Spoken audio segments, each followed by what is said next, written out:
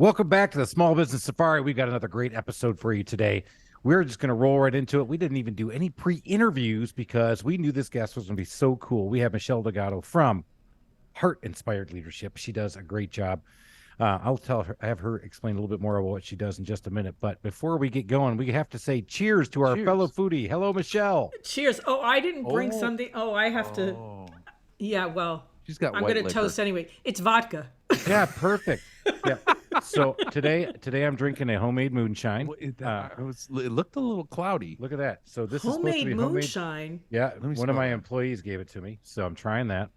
I see you have quite a good collection behind you of some bourbon, I think it looks like. That's right. Got a lot of great bourbon and rye back there. That's apple pie. It is apple pie. Exactly right. Nice. Nice nose. So everybody thinks it's going to be about business and entrepreneurship and scaling your business, but we're just going to talk about food the whole time because Michele, I got the chance to go on Michelle's podcast. And next thing you know, all we're doing is talking about food. And I'm like, yep. And we're just getting ready for the holidays and talking about all the great food we were going to cook. And so we're going to have a lot of fun anyway. But before we do that, let's talk a little business. Michele, who are you and where the hell did you come from? So that's funny you say that because we used to ask my daughter, where did you come from, or how did you get so cute? And when she was little, she used to say, the ants made me. That's a new one. And my husband and I would look at each other and go, wait, didn't we have something to do with this? I mean, what do the ants have to do? So it's a running joke in the house. But so, yeah, I am a new business owner. Well, new, I say 2 years as of this month. So that's pretty cool. But I started after a long-standing career in travel and hospitality.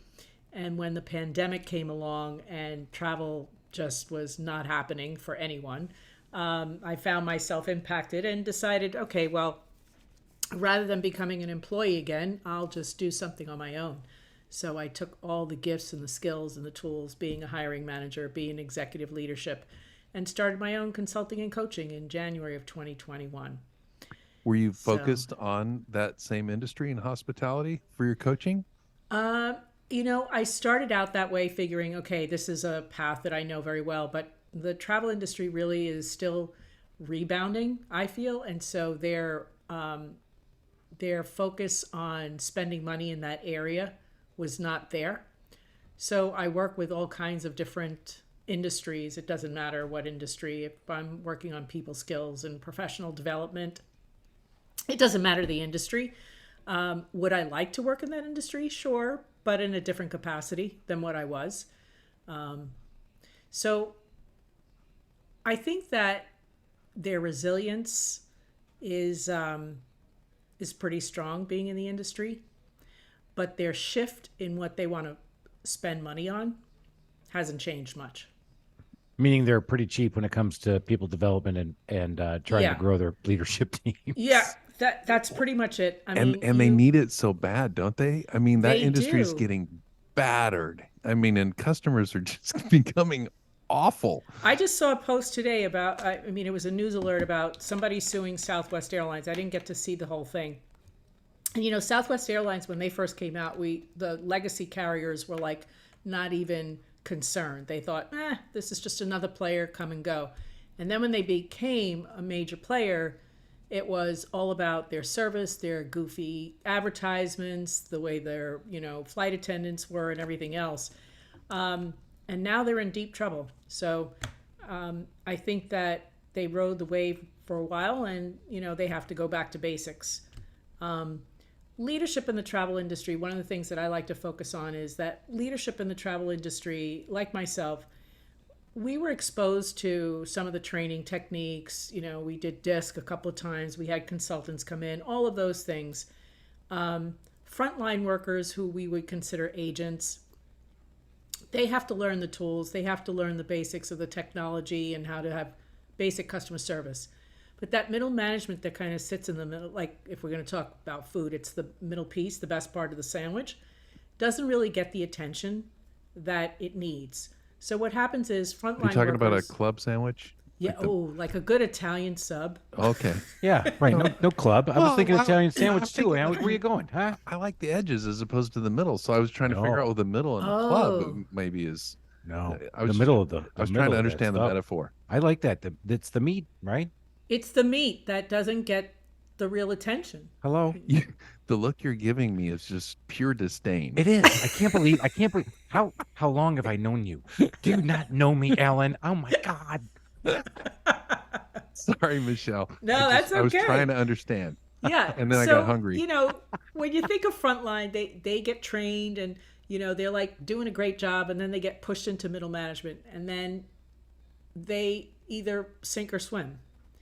And then leadership either comes in at a leadership level, or they came in from someplace else and born leaders. And so they get all the bells and whistles.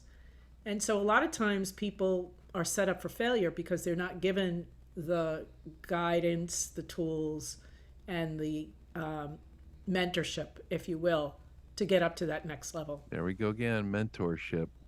Let's talk about that one for a minute. That's a key thread of something we've listened to and heard a lot on our podcast. Did you have a mentor over your life, or somebody who kind of got you into this career and gave you this spark and said, hey, this is the way to go? Or maybe told you something that you didn't want to hear? Oh, yeah, that too. Yeah. No, I actually got into this career at a very young age. It sparked my interest at a very young age. So my mother was a school teacher, and she had off in the summertime. So we did too. And she had a friend who, I grew up in Long Island, she had a friend who had a swimming pool. And we were out there in the summer, relaxing by the pool, and this woman is on the phone calling in reservations, because at that time there were no computers to do it. Quoting my age here, but I'm like, Ma, what's she doing? Oh, she's working. Working? What do you mean she's working? She's got a bathing suit on. She's sitting by the pool. She's got a drink in her hand. I'm like, yeah, this is what I want to do. So it sparked me at a very young age. I actually went to travel school, learned all about that, and got into it at that age. I would say mentors later on were some of the bosses that I had that were really great mentors. Yeah, that's good that you talked about this. So you got that spark from the lady at the pool. That's pretty cool. But and then the lady you start at the pool. Yeah. So there you go. I think if I would have said that, that would have sounded really bad. I got a spark from a lady at the pool. Do what? I'm not talking about. That goes without saying. Well, that's true. It's the way you say it too, if you know what I mean. What? You can't say that either. All right, let's get back to this. So, so you help people obviously with the middle management and the meat in the center. I love that part, and that's because as you grew up in the hospitality industry, you started to see that niche. And but of course, they're the ones not buying, but you're seeing it. What did you do as you rose through the ranks to kind of set yourself apart or continue to have that successful run up the corporate ladder that you had? I think I was, I'm always been goal oriented in the sense when it came to career. Like I definitely believed, even before I knew what manifestation was, I definitely believed in that. So when I got into travel and I was working, as an independent contributor, and I had a boss, I'm like, yeah, I want to sit where she's sitting. I want to do what she's doing. So I was like a sponge when it came to that. And I think it was because I was passionate about the job. It wasn't like it was just a job for me. This was like a career that I knew at a very young age. And then I was very outspoken with my bosses. Like I told them, this is my plan. That's something you hear about now more so than before. People had jobs, they stayed in them for many years, and then that was the end of that. But I definitely found my voice and used it to speak up and say what I wanted. That must have been hard, especially as we talked about that. I don't know if everybody in the podcast can get this, but Alan and I are not, we're not female. No. And so we didn't have to grow up with what you did. So when we were in the corporate world and having to come up there, talk a little bit about how you were able to navigate that as a female and try to use your voice, but also get ahead, because we were just talking about this off air before we talked to you, is that it must be so much more difficult to get up into the corporate world without having, again, being a man. I mean, yeah, face it, the sexism is there. Well, what we were saying is I think as a female, and I don't want to put words in your mouth, is like you always have to be on. Yeah. Whereas, guys can just kind of be guys, and then you can be business guys, but you can also just be guys. Yeah. Whereas, anyway, go ahead and talk. Let us know. Well, first of all, I think it has a lot to do with the industry I was in. I know I've spoken to women who are in tech, and they have a hard time because there's definitely a male dominance in that industry. Being in the travel industry, my bosses were all female until later on. Like the top leadership presidents then were male, but day-to-day employees around us, directors, those levels, they were all female. So we were kind of like, we supported each other in a lot of ways. I did experience that. What would be the best way to? I did experience that toughness from a male that, you need to stay quiet when it came to certain clients that I dealt with. Some were more advanced than others, but there was definitely that tone like, no, I'm not going to address you. I'm going to address your boss, who's a male, while we're both in the same room. Yeah.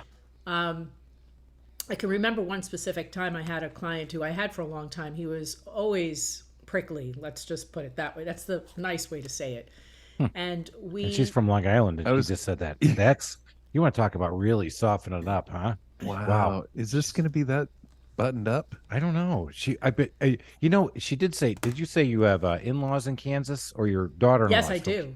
Yes, she's trying to play to the Kansas crowd. Are they listening? I don't know. Are they listening? Well, wait, I got to tell you something. Kansas crowd or not, I was with my daughter-in-law last week. We have a great relationship. We went out to make dim sum. We were at Sur La Table to learn how to make dim sum. Oh, see, I'm getting hungrier. Prior to going, she's like, oh, you want to grab a drink? Of course.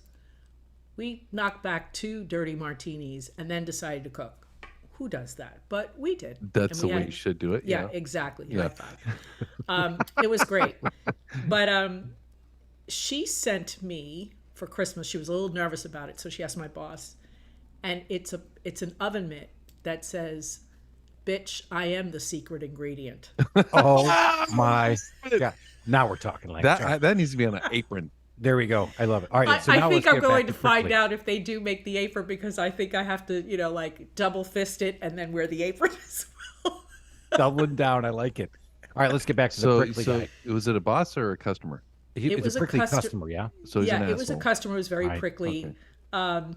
And we were in a room, we were doing a review. He always hated to talk about travel. I don't know why, but he was just a complainer.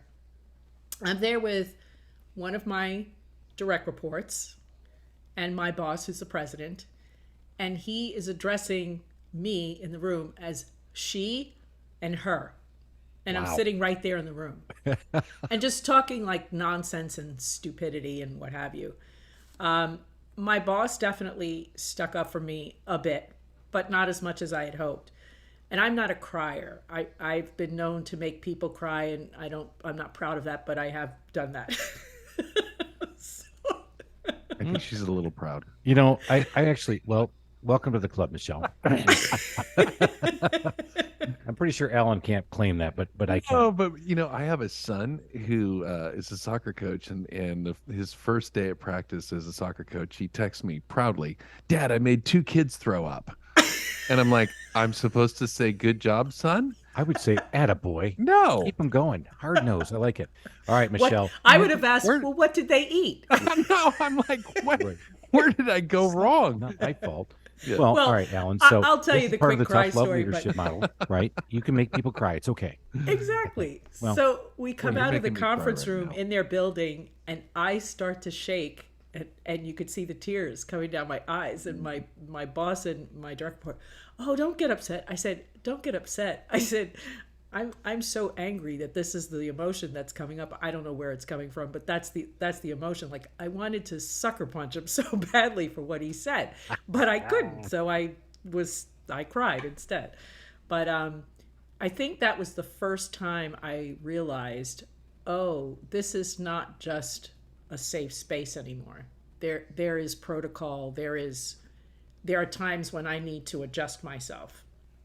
So if we wouldn't have had COVID, do you think you would have stayed in this industry or taken the leap that you did? So that's why I want to get into this a little bit.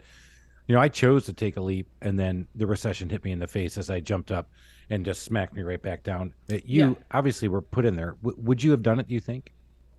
No, I don't think so. So I look at it as it was the gift that I never knew was there for me. I was in a great position. I was learning still because it was luxury leisure as opposed to corporate, which I knew like the back of my hand. We were making good money. I traveled a lot. I was able to go on nice vacations. That sounds But pretty good. yeah, what's wrong with that? It sounds like Chris's life, actually. Well, so, funny enough, I just booked another one. Did you really? Where did you go? Where are you going now? We're going to Acapulco. Good Lord. Oh, You may as well get dual citizenship. I know. Well, I'm going back. So my buddies went down there, and well, they have a place there, so they're going back, but they usually rent it, but they're going to stay there for the next couple of months. And they say, hey, you guys ought to come on out. I'm like, free place to stay, Acapulco, February. Yeah, let's go. yeah. That didn't take much, right? No, that was pretty easy. It doesn't take Yeah. much to get Chris to go do something else. Yeah. Well, anyway. So it's not about me, Alan. It's about Michelle and what she was doing. Okay. Thank you. So where were we? I forgot. We were Oh, talking so- about. Staying in corporate. You had Oh, you yeah, had a I good would've- life. You were I would've intoxicated as well. stayed. I was too. I mean, I think, I was intoxicated with the whole world of, making big bucks, had the corner office, Yeah. 400 people working for me. You had travel, lifestyle, leisure, luxury. Now I chose to go, but obviously you had that choice brought to you. Yeah. Well, and we've talked about that in the past, where sometimes entrepreneurs, I mean, it's in your DNA from the day you were born, and then sometimes circumstances force you to be an entrepreneur. And it sounds like that's what happened to you, but you're thrilled it happened. Yeah, and I think it's also circumstances for the personal life because, I'm not I'm not 20 or 30 where I have a lot of years that I need to work and make an income. And if it did happen to me at that age, I might have become an entrepreneur. I just don't know. I think that the timing was just the right timing for me. And listening to your story, and I don't know you very much, but I'm going to tell you I do, because I think listening to you and your story from the time you saw that lady in the pool and doing what you did and being independent goal setting, I do think you had the entrepreneurial streak. And I think a lot of times your industry is a lot different than the ones I grew up in, which was manufacturing and banking and Yeah. technology.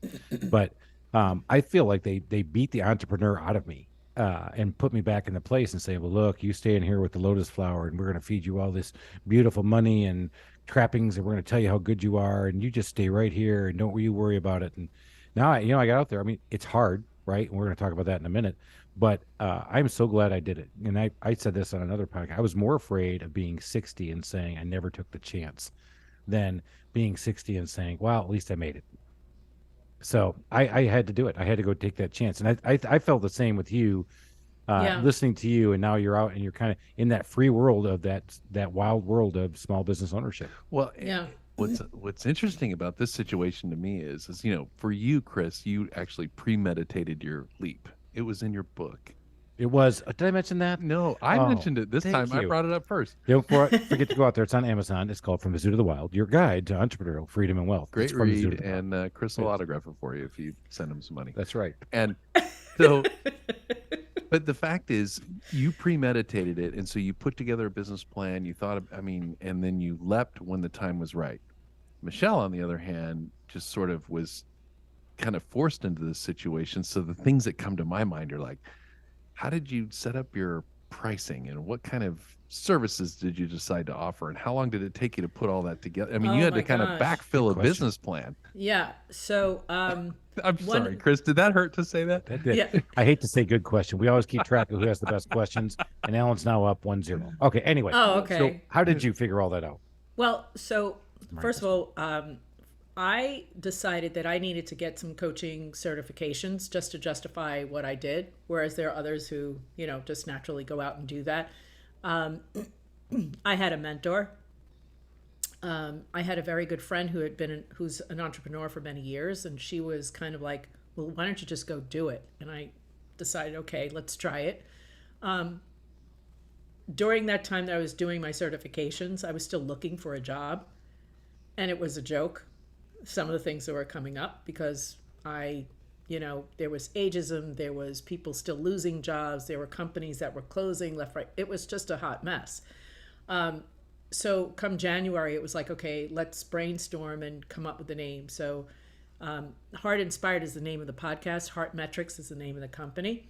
And so we I filed for my company name. I had a great network inner circle of people who are graphic designer, someone who could help me build a website, all of those things. I had some support in figuring out pricing. There was an exercise that one of my mother's friends, who my mother was an executive coach, shared with me that my mother used to say, which was, what's the number that comes to mind? Say it out loud, look in the mirror, say it again, feel it in your gut, and just say, my fee is X. You know what? $1, $2, $3, $4. Shit. That's That not was me. going to work. Deal. Well, let me tell you how I started my business. Yeah. Because I needed that coaching. Because Yeah. $80 an hour does not get you to $1 million. Let me just tell you, because I did start my business with a handyman business, $80 an hour. And that's a lot of money to get to $1 million. Yeah, and at 80, you were probably a little gun shy saying 80, weren't you? Actually, I was.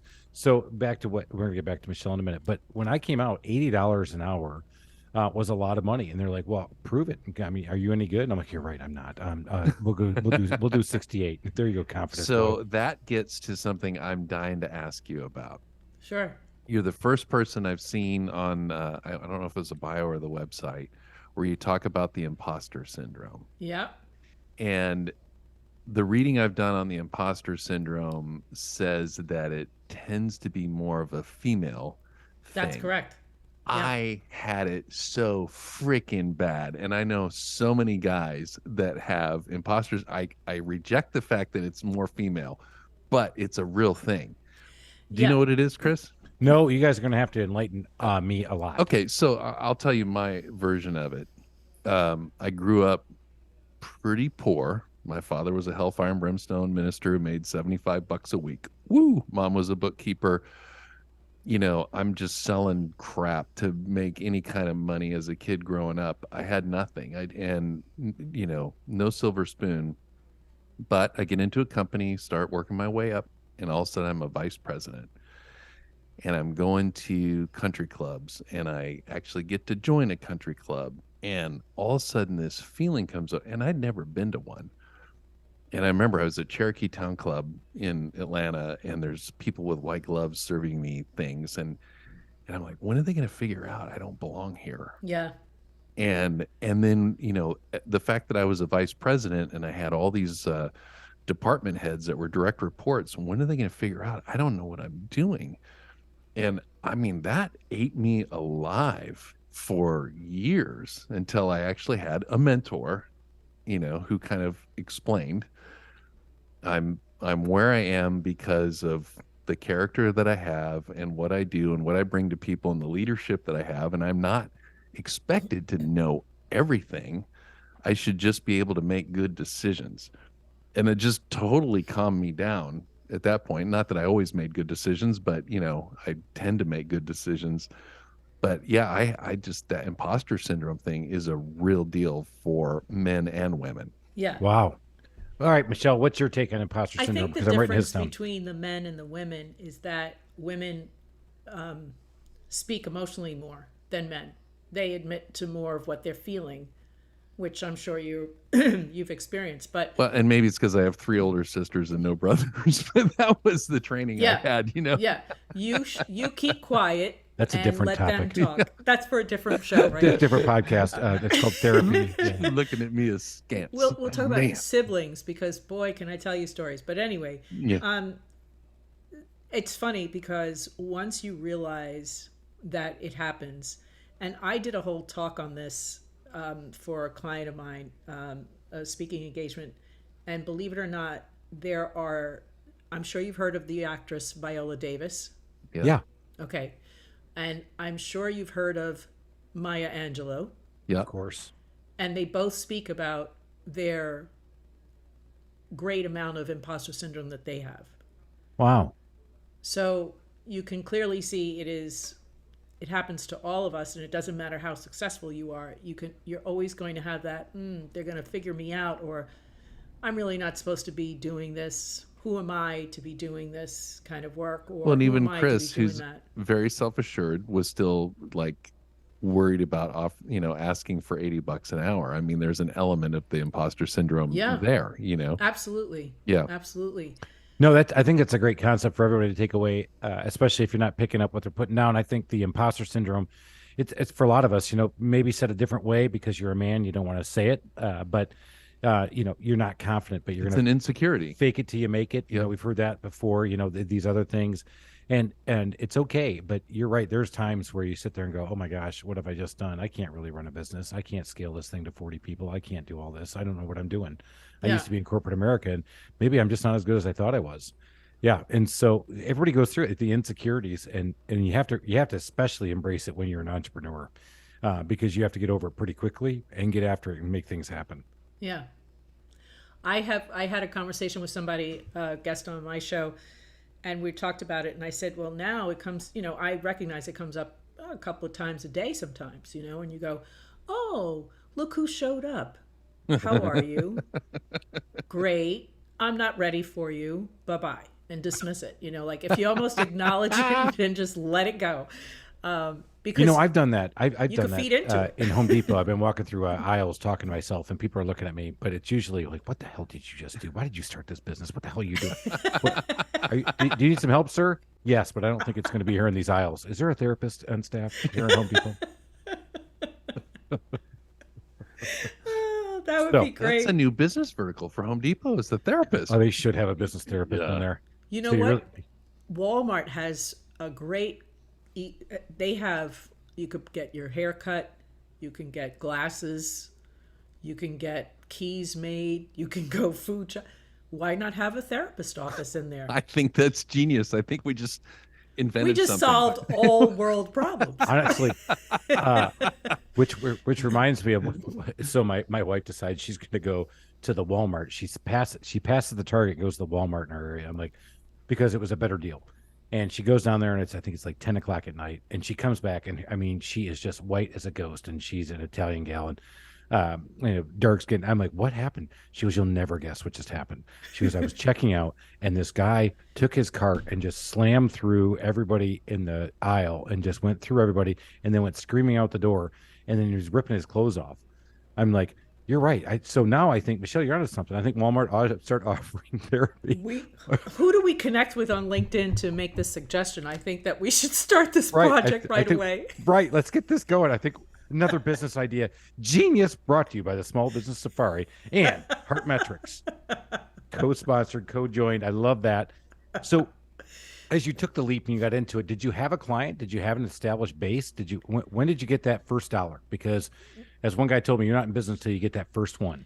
Actually, it was a travel client, and I partnered with a very good friend of mine who we do some collaboration with, who's also in the travel industry, as on the recruiter side, and he wanted to do some training and to recruit for independent contractors. Because believe it or not, even though I was as an employee, part of my role was to help support independent contractors build their business and create business, or bring in new who wanted to become independent contractors. So I had a sense of, okay, have a business plan, have some pricing, how do you set up your social media, all of those things.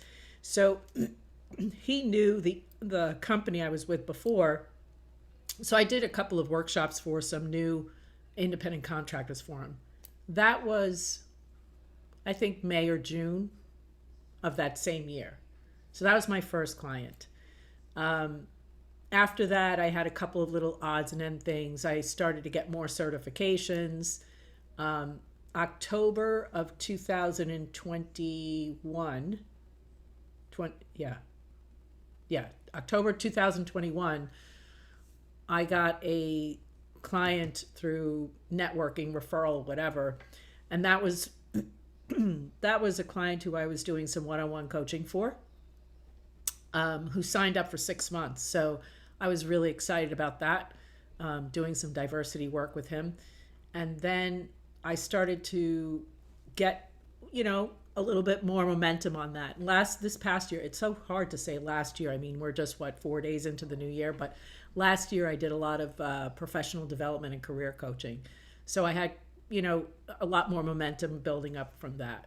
But Nice. it's been nice. So you've been at it for 2 years. I remember when I first started, I said, you know what, I am going to, and of course, all the common knowledge and the industry standard was it's going to take you 3 years to break even in the business I'm in. And I'm like, now I'm way smarter than everybody else. It'll be 16 months. Don't you worry about me. 2008 happens. Yeah. How'd that go? 3 years and 2 months later, I finally started breaking even. So I was 2 months behind the curve, getting my butt kicked in. So you've been at it, and obviously not the overhead that I had, buying trucks and hiring people and putting equipment on the road. So you're off and running on your way to a successful path. How would you define success where you're going now in your career? I would say for me, I don't know about for anybody else, but for me, success is feeling confident that I have credibility in this space, that I belong in this space. Yes, imposter syndrome is going to come up. I was just going to say that sounds like a variation of that.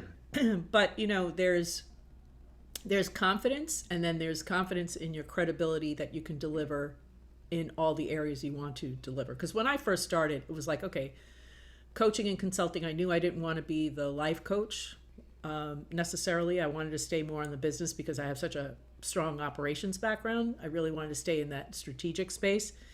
And so knowing that the pandemic impacted a lot of those things, that was a little bit hard. So I was throwing passed up against the wall, see what sticks.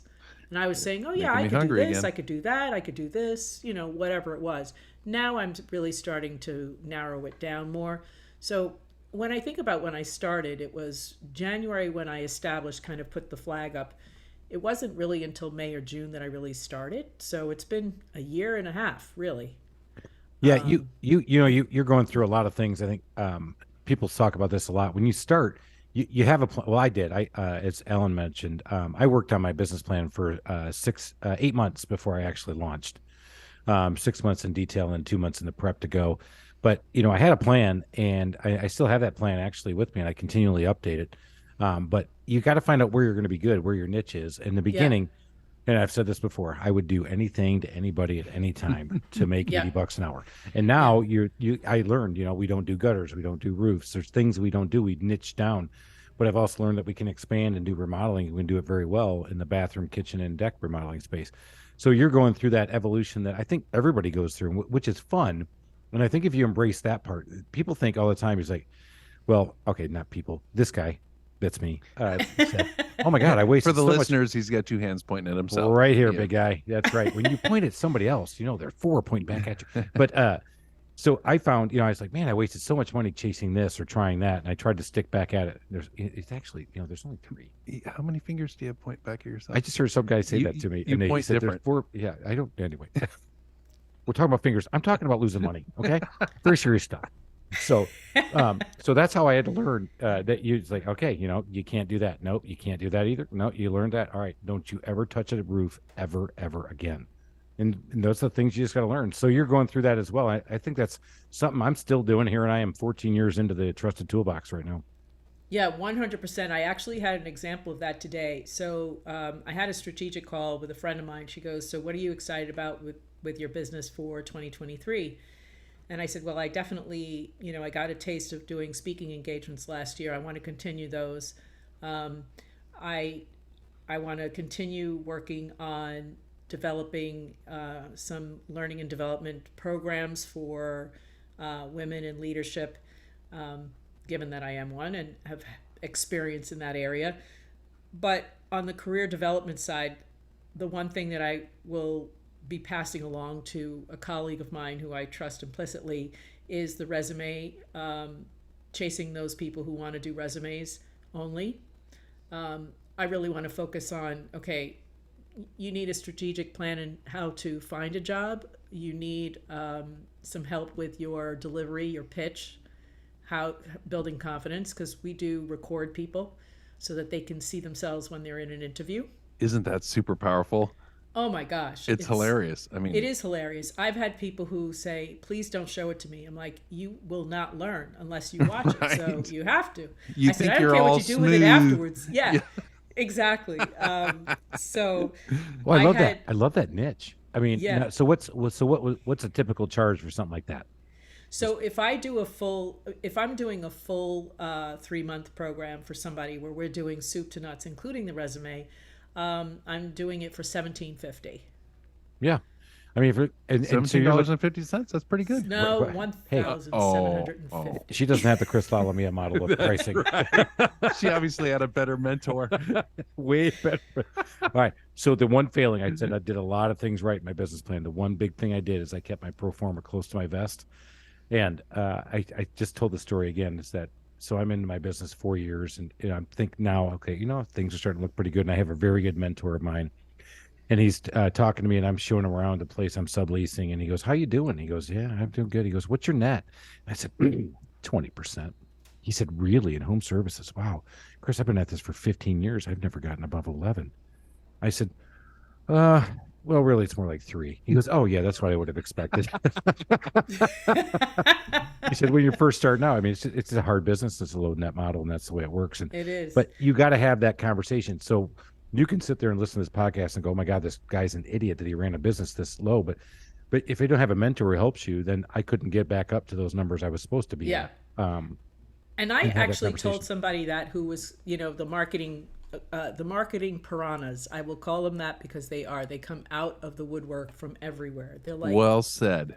oh my gosh. I'm And writing they that down. promise you the stars, sun, and moon. I go, okay, if you're promising me this, then that means you're promising every other person Right. in LinkedIn. So I've learned to steer away from them. Unless they have a good story and they make me laugh, then I'll engage in conversation with them. So you could be a marketing piranha. I Chris. could be a marketing piranha because I'm making Michelle laugh. I can talk food. There you go. And, See, I and would I can connect with make you number one on Google. Yeah. Easily, like everybody else. I just, you I'll know put what you I number just one found on out? Google. That Can you do that? You could be a number one bestseller on Amazon by buying your spot. All right, so back to the book secrets.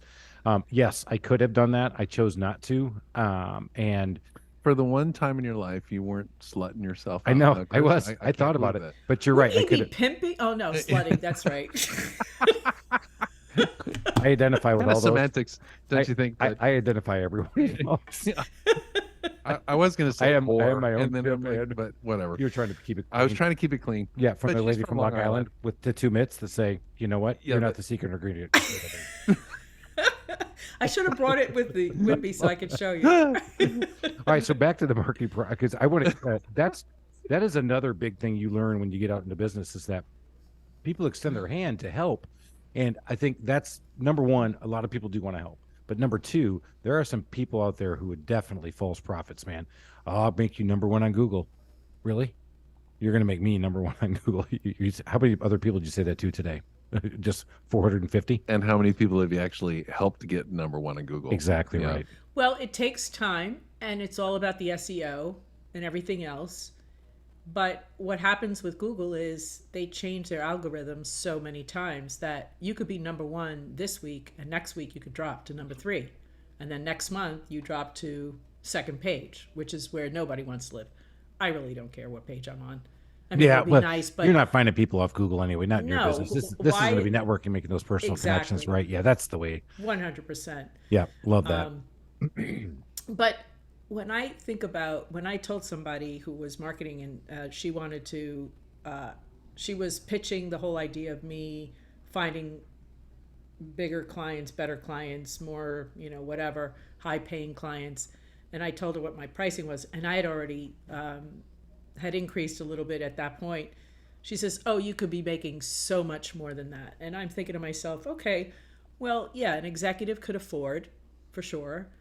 But some of the people who I'm still in this, young business, those people have a hard time with investing in their futures. And so I'm not looking to gouge them to a point where, and what happens if they don't get a job? Or what happens if they're not satisfied? I have that guilty feeling that I'm going to give you 110%, but I'm also not guaranteeing you a position where you're going to be 100% happy. I also feel like, yeah, you put personal value in your time and what you're doing and for them, and again, I also look at this as a part marketing play because 1750 today for one client opens up doors for 1750 a couple more. But 3 years from now, when they come back to you and say, "All right, Michelle, what else do you do?" Well, where are you at? Well, I have no idea where I'm at. I want to go to a new place. All right, well, let's talk about coaching. All right, well, how much is it? Well, today it's 3,000. Yeah.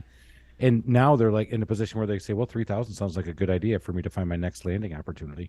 Yeah. And I think longer in the career, I think people would do that. So I think, again, back to anybody pricing their business in the beginning, and Alan's brought this up before, in the beginning, are you really worth it? And again, you got to think about, what you're worth, but can you build? And what I said when I started my business is I want to do small jobs to as many people as I could to get my name out there.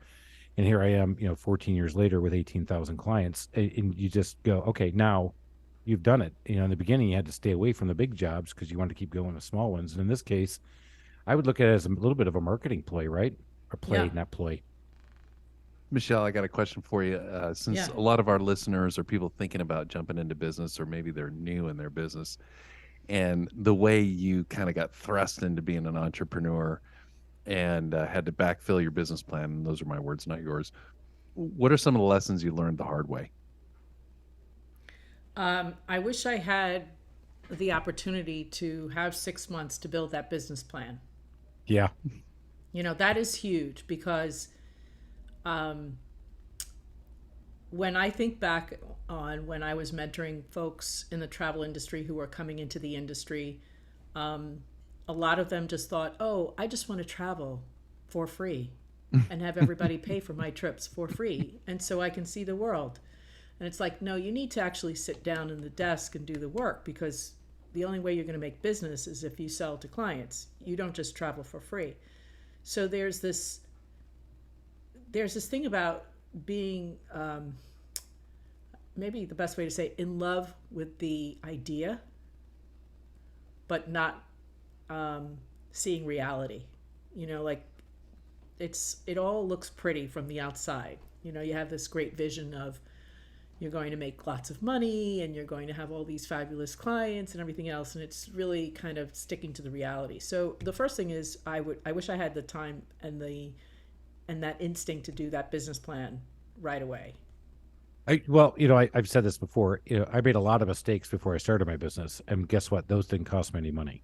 By building my business plan and using mentors to help me vet my ideas, it kept me from making some dumb decisions.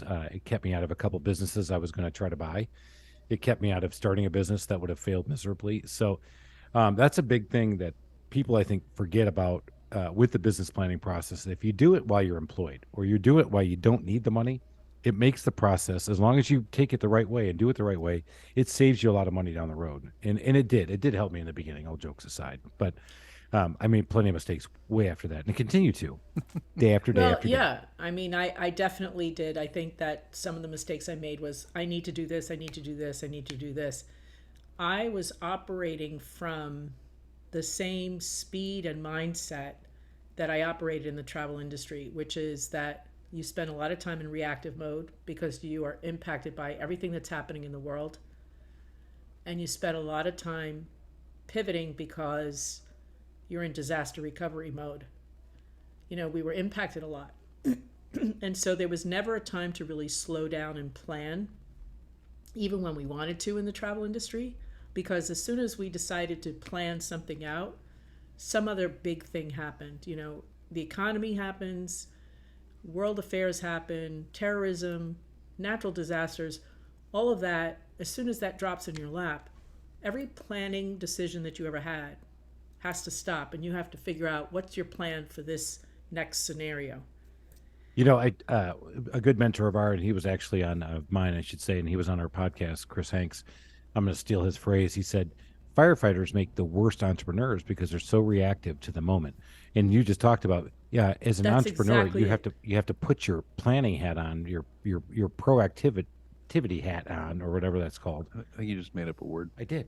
Yeah. I think I'm going to coin that one. I'm going to call myself my between that and proactivity a hat. therapist in Walmart, I think we've really We I think we're onto just like something. checked off lots of things here today. I think we're on a roll. So We're going to help Walmart become successful. they need some help, and I think they need us.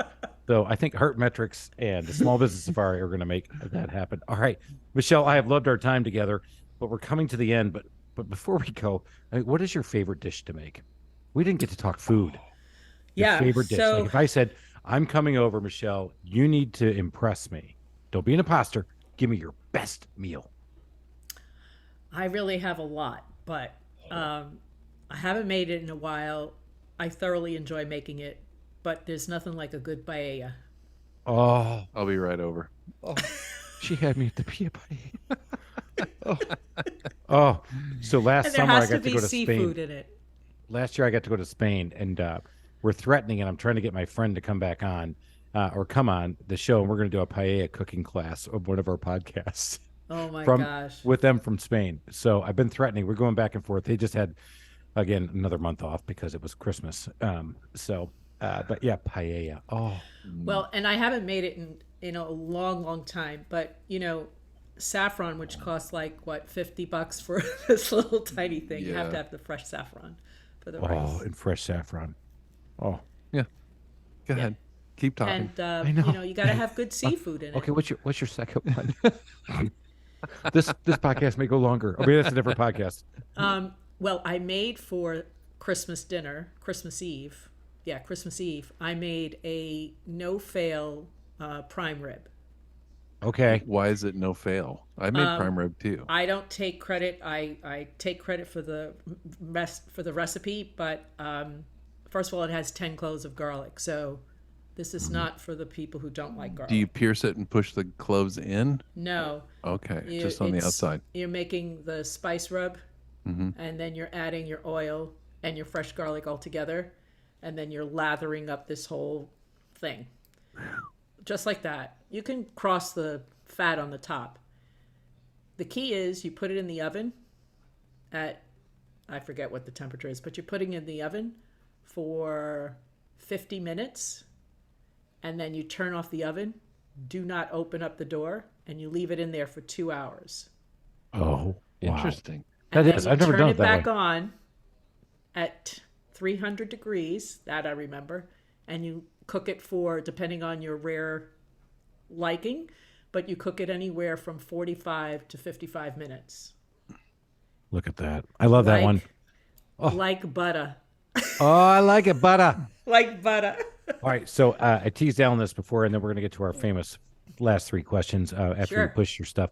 But I made crab cakes last night because I had bought lump crab I was meat, going to ask, nice big chunks. big chunks. Yep. Did you get it And- from Baltimore? No. So I got it from Costco, and I am a Costco snob. Snob. I am a people. Costco snob I'm- too, but I'm not that's gonna- still funny. It is funny, Yeah. but I will tell you, I've actually. I thought he was going to say Right. he had it shipped in especially right. for... Exactly right. No, because I've had that I stuff was thinking shipped it was in. gonna be Lake I Lanier. got it from a local seafood place, and this one from Costco. These turned out to be my best crab cakes ever. I mean, I was chopping, slicing, dicing, mixing, doing everything. And I don't know about you guys. And so I get like 2 or 3 recipes. And then again, as an entrepreneur who could never follow a franchise system in his life or a recipe, I start making it my own. And so I did it. Of course. And then I freaking nailed it last night. I had the family going, Dad, these are like the best ever. And these are Oh, so your college- daughter didn't actually say do better this time? No, she she's just actually, said, she said, Dad, these are good. I'm Ah. like, can I get that on the record? Because I mean, and I'm not even the seafood guy. My go-to is chicken piccata. So I can do that. I do a great, obviously I do a great gravy. That's why I grew up a Sicilian, but I don't get to make that much either because they're not big meat eaters. So anyway, Oh, I have a question for you, Chris. yeah. So I was watching the show The Kitchen the other day, and there was this Italian chef on the show who has a restaurant in Brooklyn, which I think I'm going to have to take a road trip to. But she also teaches private classes to how to make pasta. Okay. Do you make fresh pasta? I don't make fresh pasta. I have done it twice. I've buddy- done it a few times. I yeah. do. All right. I made a crucial mistake of thinking that it lasts more than 2 days though. Oh, Yeah. Whoops. no. Yeah. Get Hey, easy. right? have you done it? What? Have you done it? Fresh pasta? Yeah. Oh yeah, I've made fettuccine, spaghetti. So growing up as a kid, we did not make fresh pasta because it was too expensive. Because Yeah, because you need really good flour for it. Right, exactly. There you But go. Bingo. interestingly enough, Katie, who is the other famous chef, she's always in Mexico. You might see her when you go. Katie, who was the chef on the show, says, "Oh, so now am I supposed to add salt?" She Michelle, goes, you're "No." my favorite now. Supposed to add salt to what? To when you're mixing it, because I have the mixer, I do it in the mixer, and she goes, "No, I don't add salt." She said, "You put salted water, you have sauces that have salt in it. There's no need for it." But she said the most important thing was, she says, because salt, although it it gives the flavor, it'll draw out the moisture, and so then your dough becomes a little bit tougher. I said, that's probably what I should do when I make pizza, because I make pizzas all the time. In fact, I made fresh pizza yesterday, and I make it from scratch with the dough. Oh. So I decided to leave out the salt. It was so pliable, so delicious, but it didn't have the flavor because it's, you got to buy really, really good flour. So I was just curious whether you omit salt or not, but I do. Salt's gone and flour's key. Yep, that's the big thing that I found, because I do mix my own bread and I do that. I will do just a little bit. If I'm doing a big batch, I will do a little bit of salt, just for a little bit. But you're right, it does draw it out, and you have to. I add just one little teaspoon more of water. Of what? Water into one more teaspoon of water. Okay, so cool. Yep. So great. That'll be for next, because I do make. I had a carb party last year, where we made. Carb party. Yeah, I made fresh pasta, I made fresh bread, and I made fresh pizza. Oh, all right. Well, next trip to Atlanta, you know where you're coming? You're coming here and we're cooking. All right. Michelle, you're going to have to tell everybody, how can they get a hold of you? So I know you have a podcast. Let's push the podcast, talk about your website. How can people get a hold of you in the best way? So heartmetrics.com, and it's heart, HARTMETRICS.com. I have a connect with me there. You can book a strategic call with my link to my calendar. I am on LinkedIn quite a bit, so people want to follow me there. I'm also on Instagram, Facebook. Awesome. But there are a lot of coaches out there, everybody. You got to go out there, and I've talked about coaching a lot. You got to decide to yourself, are you ready to coach and be coached? Are you ready to accept coaching?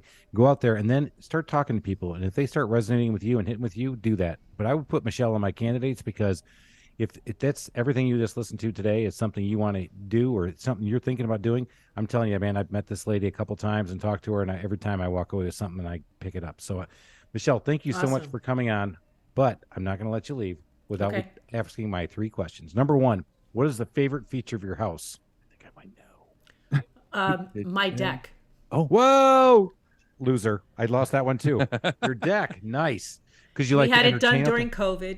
Okay. And it's so behind us is all woods and highway, but at night, especially now in the winter with the trees being bare, I can see straight out to the highway. I could see flights taking off from LaGuardia, and I'm in New Jersey. LaGuardia is in New York, and I can see the tip of the George Washington Bridge. Oh, wow. That's cool. All right. Number 2, what is a customer service pet peeve of yours? That's a long list.